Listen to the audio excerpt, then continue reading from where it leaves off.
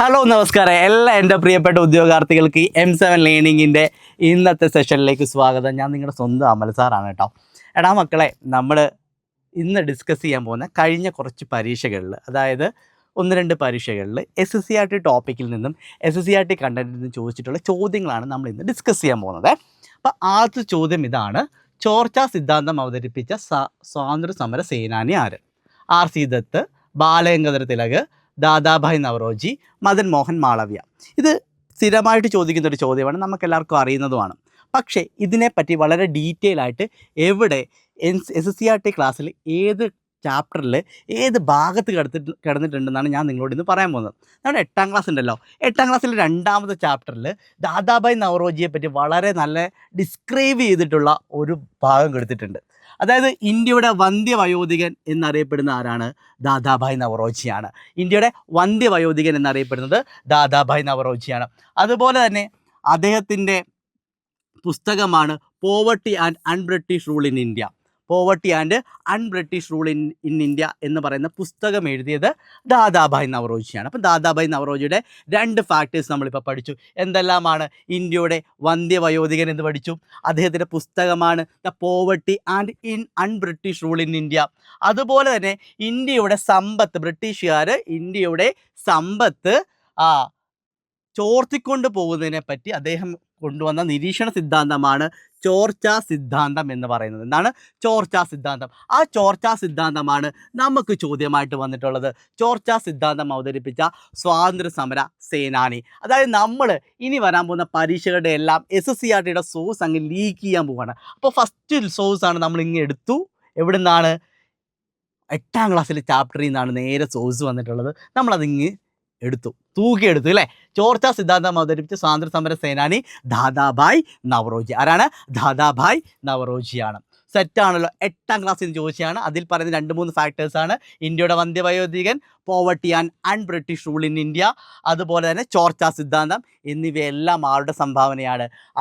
Dadabhai നവറോജിയുടെയാണ്. Okay അല്ലേ? സെറ്റല്ലേ? നമ്മൾ നേരെ അടുത്ത ചോദ്യത്തിലേക്ക് പോവാണ് കേട്ടോ. അതായത് സ്ത്രീകളുടെ ഉന്നമനത്തിനായി ആര്യ മഹിളാ സഭ എന്ന് പറയുന്ന സംഘടന സ്ഥാപിച്ചതാര്? നിങ്ങൾക്ക് എല്ലാവർക്കും അറിയില്ലേ. ഇപ്പം സ്ഥിരമായിട്ട് വരുന്ന ഒരാളാണ് പണ്ഡിത രമാഭായി ഇല്ലേ. പണ്ഡിത രമാഭായിയെ പറ്റി സ്ഥിരമായി ഇപ്പോൾ ചോദ്യങ്ങൾ വരാറുണ്ട്. അപ്പോൾ പണ്ഡിത രമാഭായിയെ പറ്റിയും ജ്യോതിറാം ഫുലെ പറ്റിയും രാജാറാം മോഹൻ റോയിയെ പറ്റിയൊക്കെ 8ാം ക്ലാസ്സിലെ 2ാമത്തെ ചാപ്റ്ററിൽ തന്നെ പഠിക്കാനുണ്ട്.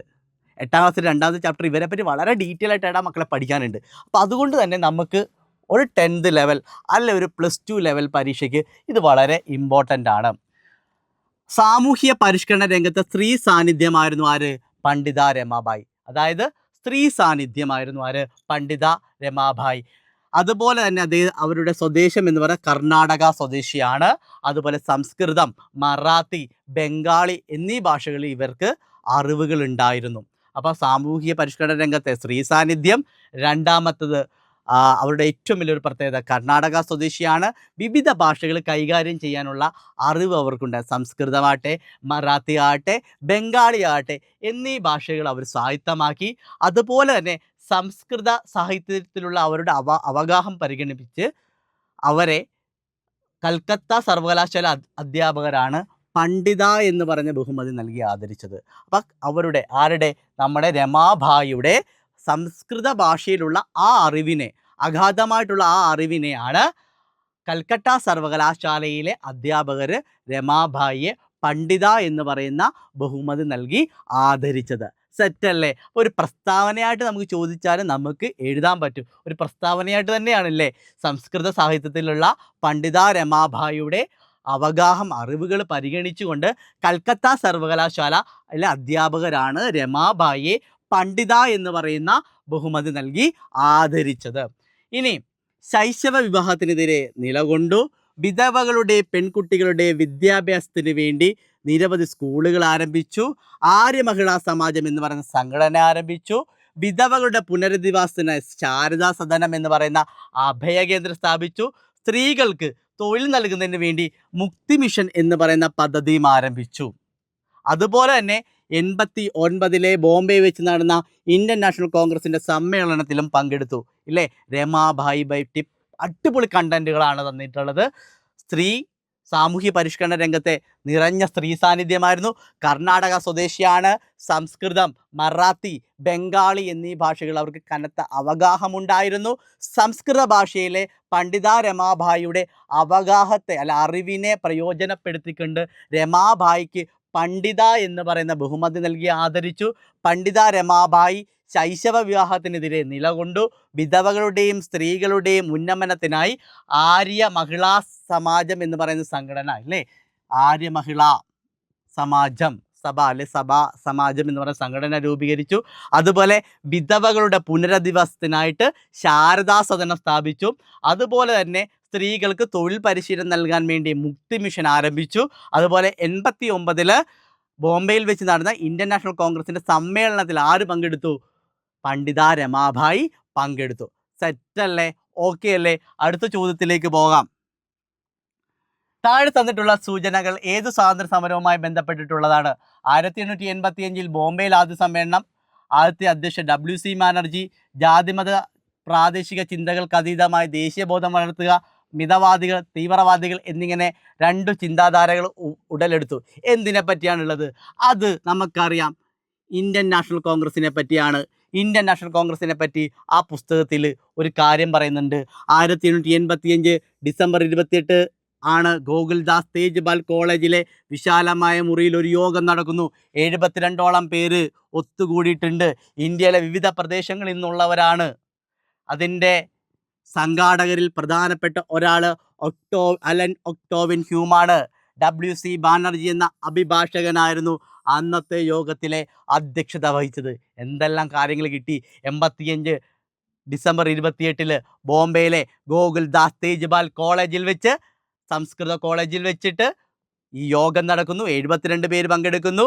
അതുപോലെ തന്നെ ഇംഗ്ലീഷുകാരനായിട്ടുള്ള അലൻ ഒക്ടോവിൻ ഹ്യൂം അതിൽ പ്രധാനപ്പെട്ട സംഘാടകരിൽ ഒരാളാണ്. WC ബാനർജി ആയിരുന്നു ആദ്യത്തെ അധ്യക്ഷൻ എന്നും പറയുന്നത്. ഇനി ഇതുമായി ബന്ധപ്പെട്ട് അപ്പോൾ ഈ കുറേ കാര്യങ്ങൾ നമുക്ക് ഓക്കെയാണ്. ഈ ഒരു സെൻറ്റൻസ് നമ്മൾ വല്ലാണ്ടായിട്ട് ഹോണ്ട് ചെയ്യുന്നുണ്ട് അല്ലേ? ഈ 3 കാര്യം, ഈ 1, 2, 3, ഈ ആദ്യത്തെ 1ഉം 2ഉം 4ാമത്തെ പ്രസ്താവന ഇല്ലായിരുന്നു എങ്കിൽ നമുക്ക് ഇത് കണ്ടെത്താൻ പ്രയാസമാണ്. പക്ഷേ ഈ 4ാമത്തെ പ്രസ്താവന ഇവിടെ പറയുന്നുണ്ട്, നമ്മുടെ പുസ്തകത്തിൽ പറയുന്നുണ്ട്. ഇന്ത്യയിലെ വിവിധ ഭാഗങ്ങളിൽ രാഷ്ട്രീയ പ്രവർത്തകർക്കിടയിൽ സൗഹൃദ ബന്ധം വളർത്തുക എന്നുള്ളത് എന്തിൻ്റെ ലക്ഷ്യമാണ്? അത് എന്ന് പറയുന്നത് ഇന്ത്യൻ നാഷണൽ കോൺഗ്രസിൻ്റെ ലക്ഷ്യമായിരുന്നു. 2ാമത്തത് ജാതിയുടെയോ മതത്തിൻ്റെയോ പ്രവിശ്യയുടെയോ വ്യത്യാസമില്ലാതെ ദേശീയ ഐക്യബോധം വളർത്തുക എന്നുള്ളത് എന്തിൻ്റെ ലക്ഷ്യമായിരുന്നു? അതും നമ്മുടെ ഇന്ത്യൻ നാഷണൽ കോൺഗ്രസിൻ്റെ ലക്ഷ്യമായിരുന്നു. പൊതു ആവശ്യങ്ങൾ രൂപം നൽകുകയും അവ ബ്രിട്ടീഷ് ഗവൺമെൻറ് മുന്നിൽ അവതരിപ്പിക്കുകയും ചെയ്യുക. അതുപോലെ രാജ്യത്ത് പൊതു അഭിപ്രായം രൂപീകരിക്കുകയും ജനങ്ങളെ സംഘടിപ്പിക്കുകയും ചെയ്യുക. അഖിലേന്ത്യാ മത്സര പരീക്ഷകൾക്ക് ഇന്ത്യയിൽ ഒരു കേന്ദ്രം അനുവദിക്കുക എന്നിവയായിരുന്നു പ്രധാനപ്പെട്ട പ്രഖ്യാപിതമായിട്ടുള്ള ലക്ഷ്യങ്ങൾ. ഇന്ത്യൻ നാഷണൽ കോൺഗ്രസിൻ്റെ രൂപീകരണ സമയത്തെ പ്രഖ്യാപിത ലക്ഷ്യങ്ങൾ താഴെ പറയുന്നവയിൽ ഏതാണെന്ന് നാളകളിൽ പരീക്ഷകൾ നിങ്ങൾ ചോദിച്ചു കഴിഞ്ഞാൽ അതിൻ്റെ സോഴ്സാണ് ഇതാ തന്നിട്ടുള്ളത്. ഇന്ത്യയിലെ വിവിധ ഭാഗങ്ങളിൽ രാഷ്ട്രീയ പ്രവർത്തകർക്കിടയിൽ സൗഹൃദം വളർത്തുക, അതുപോലെ ജാതിയുടെയോ മതത്തിൻ്റെയോ പ്രവിശ്യയുടെ വ്യത്യാസമില്ലാതെ ദേശീയ ഐക്യബോധം വളർത്തുക, പൊതു ആവശ്യങ്ങൾ രൂപം നൽകുകയും അവ ബ്രിട്ടീഷ് ഗവൺമെൻറ് മുൻപാകെ അവതരിപ്പിക്കുകയും ചെയ്യുക. അഖിലേന്ത്യാ മത്സര പരീക്ഷകൾക്ക് ഇന്ത്യയിൽ കേന്ദ്രങ്ങളും നൽകുക. പിന്നെ അക്കാലത്തെ പ്രധാനപ്പെട്ട നേതാക്കളായിരുന്നു ദാദാഭായ് നവറോജി, സുരേന്ദ്രനാഥ ബാനർജി, ഫിറോസ് ഷാ മേത്ത, ബദറുദ്ദീൻ തയ്യബ് ജി, ഗോപാലകൃഷ്ണ ഗോഖലെ, ബാലഗംഗാധർ തിലക്, P. ആനന്ദ ചാർലു, CR ദത്ത്, ആനന്ദ മോഹൻ ബോസ് എന്നിവരെല്ലാം ആദ്യ കാലഘട്ടത്തിലെ ഇന്ത്യൻ നാഷണൽ കോൺഗ്രസിൻ്റെ പ്രധാനപ്പെട്ട നേതാക്കന്മാരായിരുന്നു. ഇനി അടുത്തത്, സോവിയറ്റ് യൂണിയൻ്റെ സാങ്കേതിക സഹായത്താൽ നിർമ്മിച്ച ഇന്ത്യയിലെ ഇരുമ്പുരുക്ക് വ്യവസായശാലകൾ ഏത്? റൂർക്കേല, ഭീലായ്, ദുർഗാപൂർ, ബൊക്കാറോ. ഇത് നമ്മൾ നേരെ സ്വാതന്ത്ര്യാനന്തര ഇന്ത്യ 10ാം ക്ലാസ്സിലെ സ്വാതന്ത്ര്യാനന്തര ഇന്ത്യ എന്ന് പറയുന്ന ചാപ്റ്ററിൽ നമ്മൾ തൂക്കിയിരിക്കുകയാണ് ആ ഒരു ബോക്സും. റൂർക്കേല ഇരുമ്പുരുക്ക് വ്യവസായശാല ഒഡീഷയിലാണ് സ്ഥിതി ചെയ്യുന്നത്. റൂർക്കേല എവിടെയാണ്?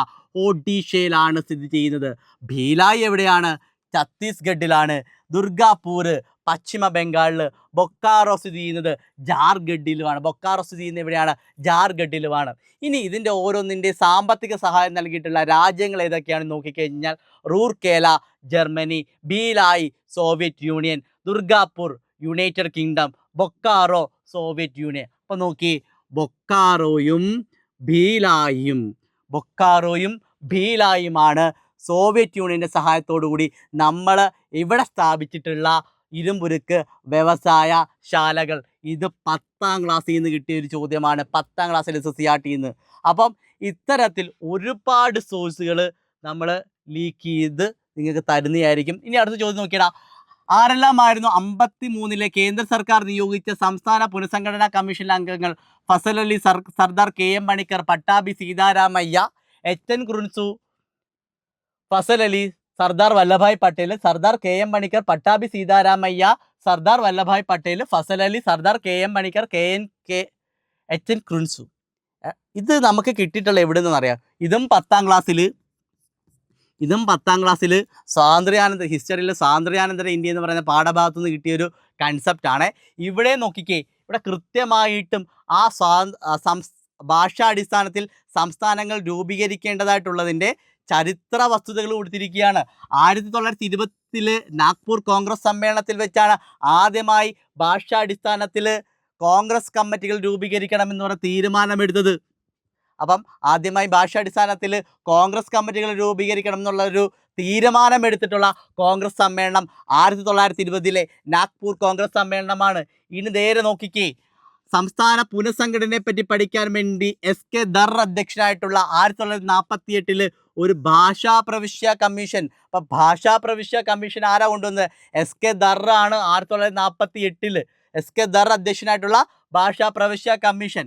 ഇനി ഭാഷാടിസ്ഥാന സംസ്ഥാനങ്ങൾ വേണം എന്നുള്ള ശക്തമായ ആവശ്യത്തെപ്പറ്റി പഠിക്കാൻ വേണ്ടിയിട്ടുള്ള കമ്മിറ്റിയായിരുന്നു ജവഹർലാൽ നെഹ്റു, സർദാർ വല്ലഭായ് പട്ടേൽ, പട്ടാഭി സീതാരാമയ്യ എന്നിവർ പങ്കെടുത്തിട്ടുള്ള JVP committee 1948 Indian National Congress നിയോഗിക്കുകയുണ്ടായി.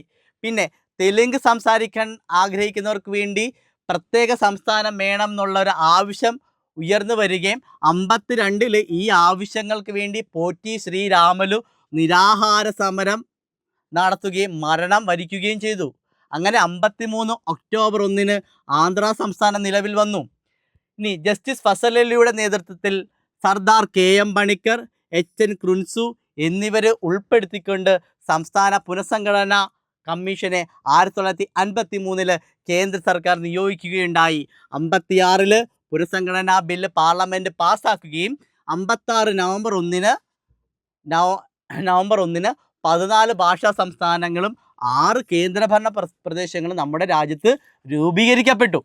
അപ്പോൾ ഇത്രയും ഫാക്റ്റും വന്നിരിക്കുന്നത് എവിടെ നിന്നാണ്? 10ാം ക്ലാസ്സിൽ നിന്നാണ്. ഈ ഒരു ചോദ്യം നിങ്ങളൊന്ന് ആലോചിച്ച് നോക്കുക. ഈ ഒരു ചോദ്യം നമ്മുടെ ഡിഗ്രി ലെവൽ പ്രിലിംസ് പരീക്ഷയ്ക്ക് ഒരിക്കൽ ചോദിച്ചിട്ടുണ്ട്. സംസ്ഥാന ഭാഷാടിസ്ഥാന സംസ്ഥാനങ്ങളുടെ പുനഃസംഘടനാ കമ്മീഷനിൽ എത്ര അംഗങ്ങൾ ഉണ്ടായിരുന്നു എന്നൊരു ഡിഗ്രി ലെവൽ പരീക്ഷയ്ക്ക് ചോദിച്ചു. എത്ര അംഗങ്ങളാണ്?